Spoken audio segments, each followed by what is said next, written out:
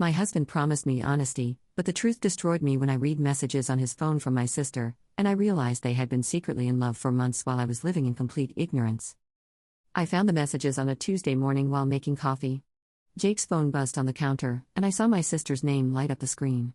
"Can't wait to see you again," with a heart emoji. Mine went cold, but I told myself it was innocent. Sarah had always been touchy-feely with everyone. But something in my gut twisted as I picked up his phone.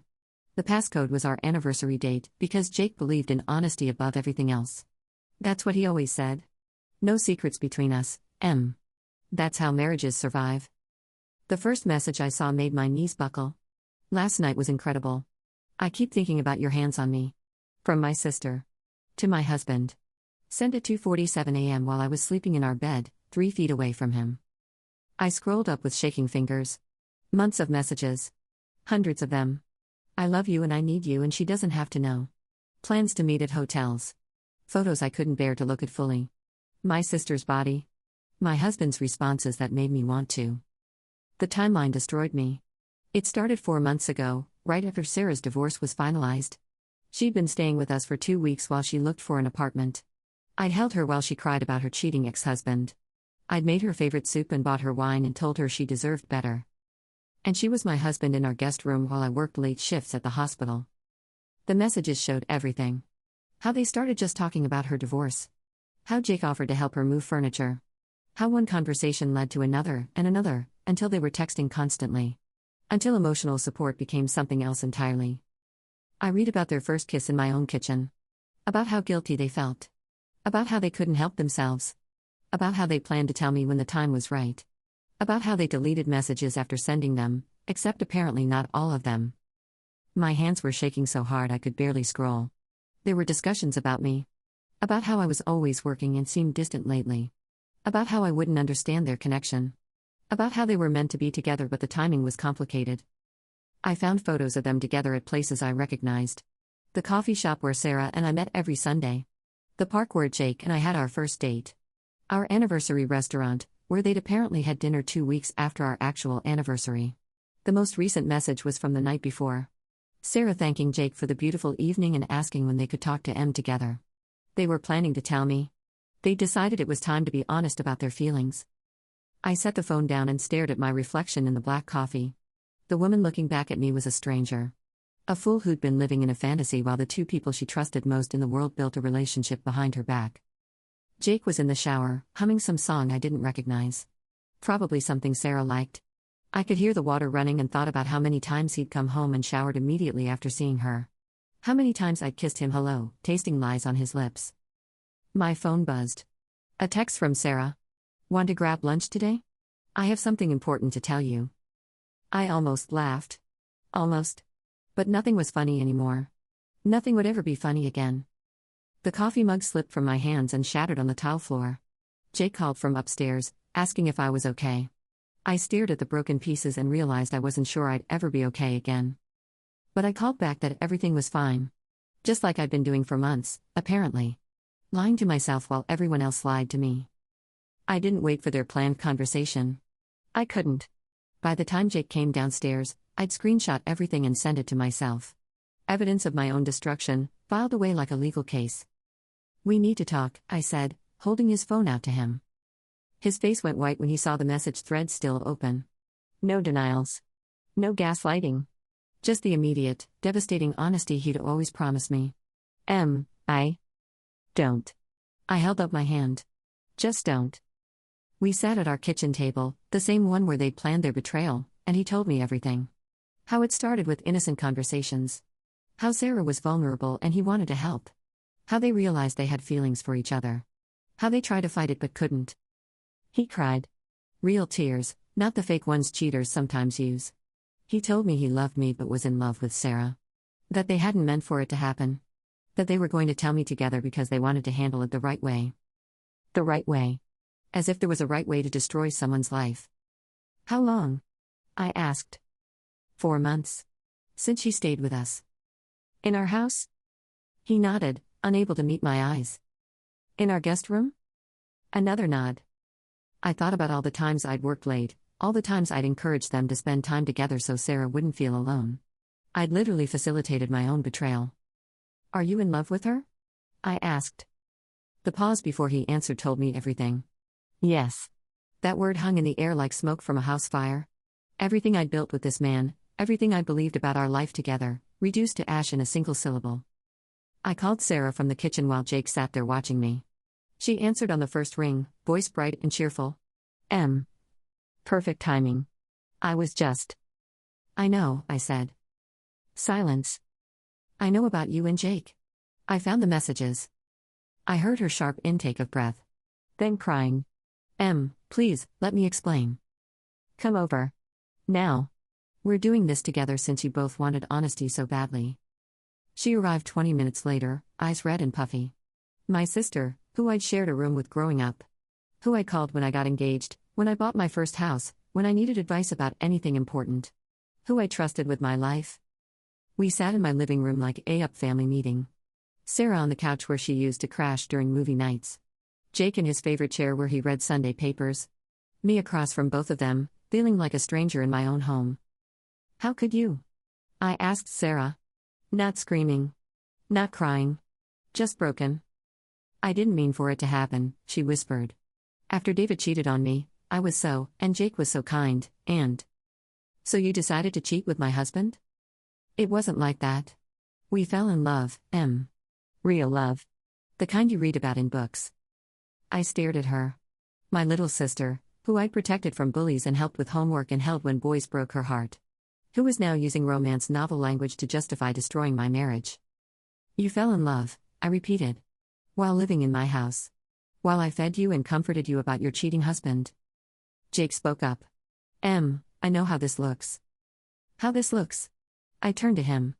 How this looks is that my husband and my sister have been behind my back for 4 months while I worked extra shifts to pay for the therapy I thought you needed. That shut them both up. Were you ever going to tell me if I hadn't found out? They exchanged a look. A look that probably passed between them hundreds of times while I was oblivious. A look that said they had their own language now, their own secret communication. Yes, Sarah said. We were going to tell you today. We wanted to be honest. Honest, I laughed, and it sounded hollow even to me. You wanted to be honest after 4 months of lies. We didn't want to you, Jake said. But you did me. Every day for 4 months, you me. Every time you looked me in the eye and said you loved me. Every time you let me worry about why you seemed distant. Every time Sarah hugged me goodbye after my husband. Sarah flinched like I'd slapped her. What happens now? I asked. They looked at each other again. That look. We want to be together, Jake said quietly. We're going to be together. And there it was. The real truth. They weren't confessing to ask for forgiveness. They were confessing because they'd already decided to choose each other. I was just the obstacle they needed to remove. Get out, I said. Both of you. Get out of my house. Jake stood up. I'll pack some things and stay somewhere else tonight. We can talk about logistics later. Logistics. Like our 8-year relationship was a business transaction that needed to be dissolved. They left together. I watched from my window as Jake put his hand on Sarah's back, guiding her to her car. Protecting her. The way he used to protect me. I sat alone in my house, surrounded by pictures of the life I thought I had. Wedding photos with my sister as maid of honor. Family Christmas mornings. Vacation selfies where we all looked happy. All of it had been a lie. Not just the last 4 months. If they could fall in love this easily, if they could betray me this completely, then maybe none of it had ever been real. I poured myself a glass of wine and called in sick to work. Then I started taking down every photo that had Jake or Sarah in it. By midnight, my walls were bare. The divorce papers came 6 weeks later. Jake wanted to keep things amicable for everyone's sake. He'd moved in with Sarah 2 days after our confrontation. They weren't even trying to hide it anymore. I found out they were engaged 3 months later through a Facebook post. My cousin called me, crying, asking if I'd seen it. I hadn't been on social media since everything imploded. But I logged in and there it was, Sarah's ring finger decorated with my grandmother's engagement ring. The one Jake had promised would stay in our family. The comments were brutal. People who didn't know the full story congratulating them on finding love after such difficult times. People who did know commenting things like "this is and how could you do this to your sister?" The post had 247 comments when I finally stopped scrolling. Work became impossible. I'm a nurse, and my job requires focus and compassion, but I felt like I was moving through water. Everything took twice as long. I made mistakes.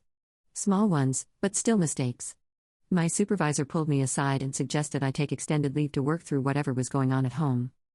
I moved in with my friend Kelly temporarily, but even she didn't know what to say anymore. How do you comfort someone whose entire family imploded?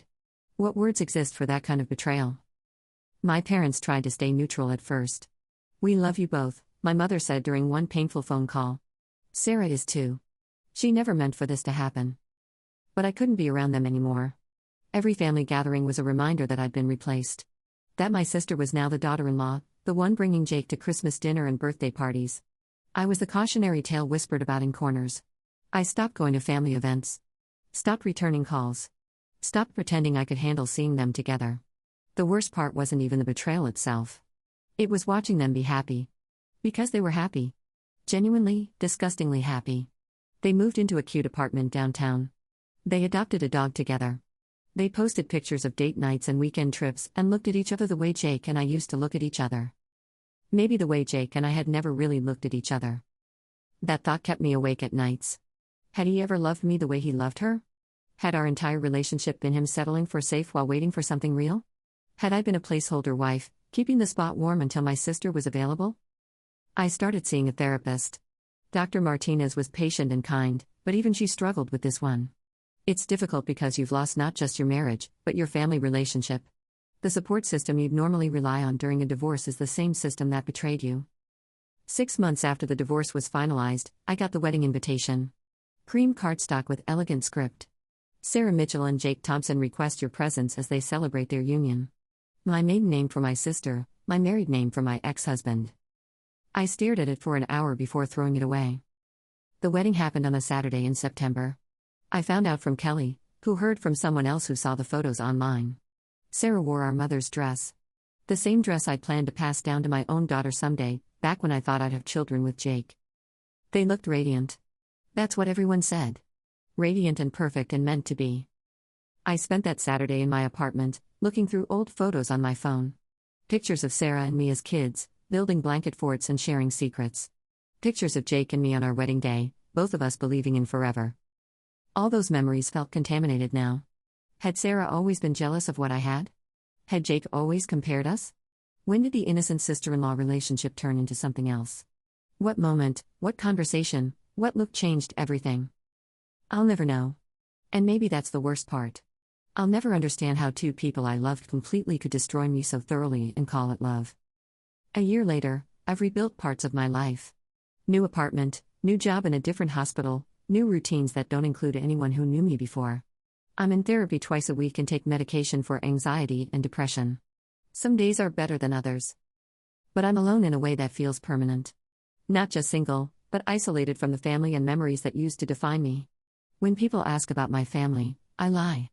It's easier than explaining that my sister married my ex-husband and my parents chose sides that weren't mine. Sometimes I wonder if I could have fought for him. If I could have forgiven them both and found a way to move forward. But how do you compete with a love story that requires your destruction to exist? How do you fight for someone who's already chosen your replacement? I got a Christmas card from them last month. Our old address was forwarded to my new one. The photo showed them in matching sweaters with their dog, looking like the perfect couple they always believed they were meant to be. I ate away without opening the card inside, but not before noticing that Sarah was showing. They're having the baby Jake and I talked about having someday. The family I thought we'd build together, he's building with my sister instead. My future niece or nephew will grow up calling my ex-husband daddy and never knowing that Aunt M used to be married to him first. That's the thing about betrayal this complete, it doesn't just destroy your present. It steals your past and your future too. Every memory becomes suspect. Every plan becomes impossible. I'll never trust anyone the way I trusted them. I'll never love anyone the way I loved Jake, because that kind of love requires a naivety I no longer possess. I'll never have a sister again, because the person who taught me what family meant also taught me how easily family can be destroyed. People say I'll heal. That I'll find love again. That I'll build a new family with people who deserve me. Maybe they're right. Maybe someday this will all feel like a story that happened to someone else. But right now, 18 months later, I'm still the woman who lost everything to a love story that wasn't mine. And every morning when I wake up alone, I remember that some betrayals don't just break your heart, they break your understanding of what love means, what family means, what trust means. They break you in ways that never fully heal, leaving you to build a new life from pieces that no longer fit together the same way they used to.